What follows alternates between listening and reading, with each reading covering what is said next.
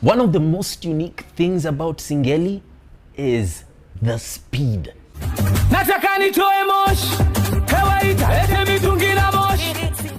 Singeli music has crazy speeds of up to and over 300 beats per minute.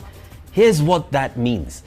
A normal R&B song is about 80 beats per minute. Hip hop can be 120 plus or minus. Singeli is breakneck. We're talking about 250 to over 300 beats per minute.